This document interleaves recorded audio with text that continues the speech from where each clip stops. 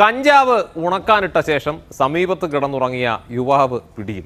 വെള്ളയിൽ സ്വദേശി മുഹമ്മദ് റാഫിയാണ് പിടിയിലായത്. കോഴിക്കോട് ബീച്ചിലാണ്, ഏതെങ്കിലും വീടിന്റെ ടെറസിലോ വീടിനുള്ളിലോ ഒന്നുമില്ല, കോഴിക്കോട് ബീച്ചിലാണ് സംഭവം. പേപ്പറിൽ കഞ്ചാവിലകൾ ഇട്ട ശേഷം സമീപത്ത് പായ വിരിച്ച് കിടന്നുറങ്ങുകയായിരുന്നു ഈ മുഹമ്മദ് റാഫി. കിരൺ ചേരുന്നു വിവരങ്ങളുമായി. കിരണേ പറയും. ഇന്ന് രാവിലെ ബീച്ചിൽ നടക്കാൻ ഇറങ്ങിയവരാണ് ഇത്തരത്തിലൊരു കാഴ്ച ആദ്യം കണ്ടത്.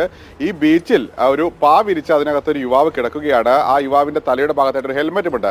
തൊട്ടടുത്താണ് ഒരു പേപ്പറിൽ എന്തോ ഉണങ്ങിയ ഇലകളൊക്കെ കിടക്കുന്നത് കണ്ടത്. പിന്നീടാണ് ആളുകൾ സൂക്ഷിച്ചു നോക്കുമ്പോൾ ഇത് സംഭവം കഞ്ചാവ് ഉണക്കാനായി വിരിച്ചിട്ട ശേഷം യുവാവ് അടുത്ത് കിടന്ന് ഉറങ്ങുന്ന കാര്യം മനസ്സിലായത്. ഉടൻ തന്നെ പോലീസിൽ വിവരം അറിയിക്കുകയായിരുന്നു. വെള്ളയിൽ പോലീസ് സ്ഥലത്തെത്തി. പക്ഷേ യുവാവ് എണീറ്റിരുന്നില്ല.